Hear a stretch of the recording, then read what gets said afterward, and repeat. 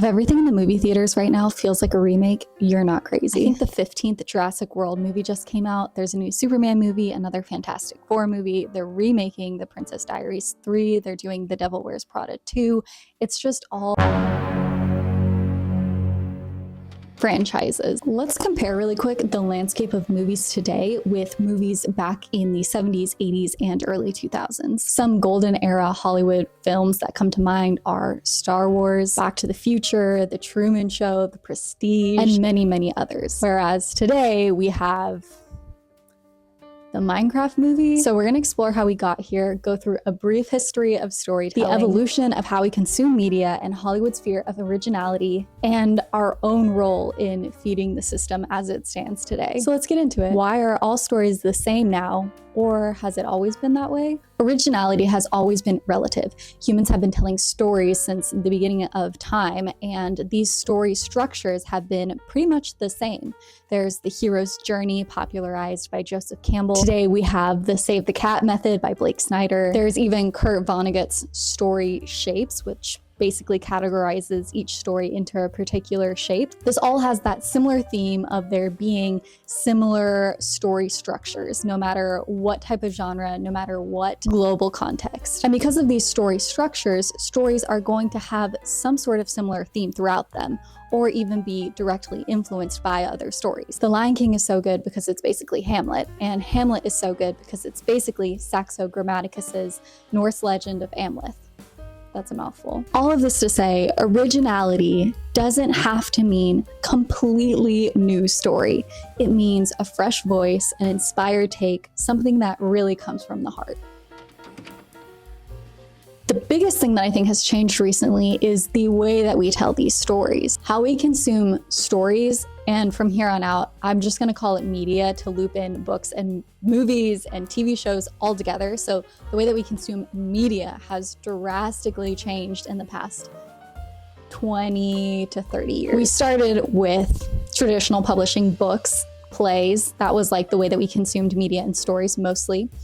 Then we went into the theatrical era. So that's where I'm going to start this analysis, is in the theatrical era. Then we moved to the direct-to-DVD or direct-to-TV boom. And now we have entered the streaming era. Up until very recently, the main way, the only way to experience a movie was in a movie theater. Studios depended very highly on these theatrical releases, the box office ticket sales, and they relied on these movie releases as being cultural events, things that friends would go together and families would go on a Saturday, and that would be their big event for the day, was going to the movie theater. I remember when The Chronicles of Narnia, Voyage of the Dawn Treader came out, and my whole family went to go see it, and it was just like this huge thing. It was a very special event for us. Let's go ahead and run through some of the key eras within this theatrical age. First, we have the golden age of Hollywood. This is around the 1930s to the 1950s. This is when the studio system was at its peak. The studios controlled almost everything about the films that were being made, including its stars, which is pretty problematic, but that's a story for a different video. From this era, we get iconic films like Roman Holiday, Gentlemen Prefer Blondes,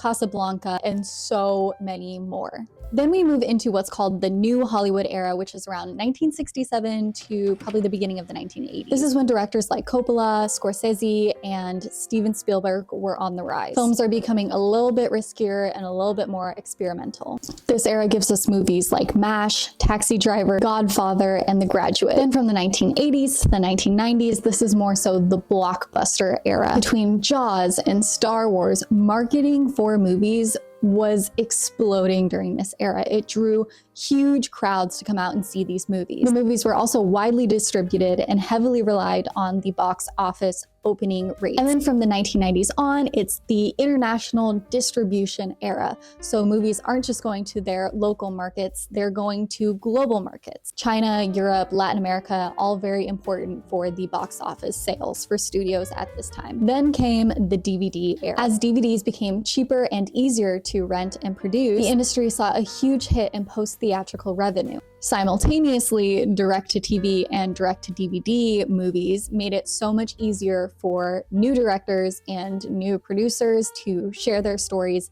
on lower budget. Here's some key milestones from this era. We've got Netflix launching in 1997. In the early 2000s, studios started specifically making movies for direct-to-DVD. From 2004 to 2008, direct-to-DVD releases increased by 30%, all by 2008. And they were generating about $1 billion in revenue in the US. And around this era also came the made-for-TV movies for channels like Hallmark, Lifetime, and Sci-Fi. Hundreds and hundreds of low-budget movie premieres. So we've got more access, but we've also got more disposability. And now we have entered the streaming era, which is around 2007 to today. This drastically altered how stories are shared and consumed. Now everything is on demand, it's at your fingertips, and theaters are competing with smartphones and TVs in people's houses, laptops, a million other devices. A key moment in this era that I want to highlight is when House of Cards was released on Netflix in 2013. This was one of the first series that was specifically created for binge watching, for you to just sit down and spend hours in front of the television just watching this TV show. And then in 2016, we've got all the streaming platforms all trying to do their thing. Freevee, there's so many movies on Freevee. Actually, a movie I'm in is on Freevee, so you should check out Farhaven on Freevee. And then 2020 hit, COVID-19. And COVID-19 kind of forced studios to release blockbusters that would have gone to theaters first directly to streaming, which started a trend of releasing movies to streaming without even sending them to the movie theaters. Movies that would have previously been huge box office hits with huge stars. I mean, I watched probably 3 movies this year that I just found on Apple TV with huge stars in them that I had no idea they were even making. And I just casually came upon them. That just seems odd to me. Movies are only in theaters an average of 2 to 4 weeks now. And sometimes movies that were going to be in theaters get pushed to streaming if the press tour doesn't go so well. I'm looking at you, Snow White. And I also want to make an honorable mention for Vertical series, which is taking off right now. People are doing incredible work with Vertical series, and I don't want to discount them, but it is just insane, like how many ways that we can consume our media today. So to sum it all up, what is happening in this new era of movies? Well, going to the movies has become optional, even for big releases. People can wait, it'll be on streaming in a couple weeks. We don't have to go and buy a ticket to the movie theater. Also, algorithms are largely shaping what people are watching now.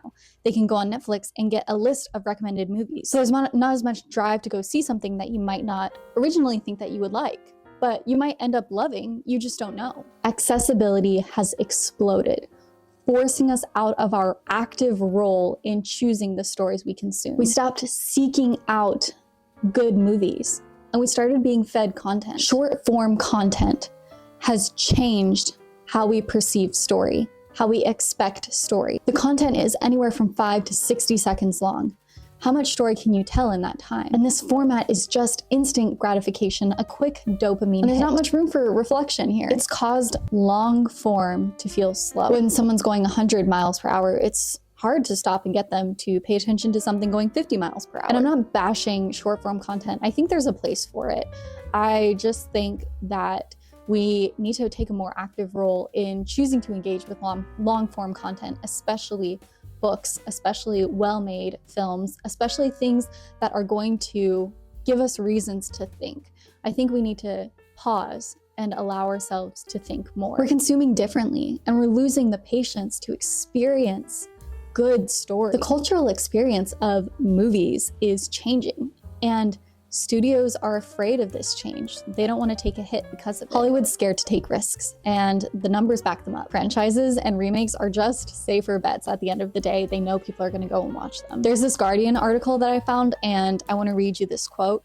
In the last 25 years of the 20th century, only 8 of the highest grossing films from each year were sequels and franchises. In this century, with the exception of Frozen, every single highest grossing film has been based off of a popular toy, book, or film series, and frequently all 3. That's insane. And here's a list of the top grossing films from each year from 2000 to 2025. Some key ones that I'll point out are Harry Potter and the Philosopher's Stone, Shrek 2, Pirates of the Caribbean, The Dark Knight, Avatar, Transformers, Star Wars, The Force Awakens, Avengers, Captain America, Spider-Man, Avatar, Barbie, Inside Out 2.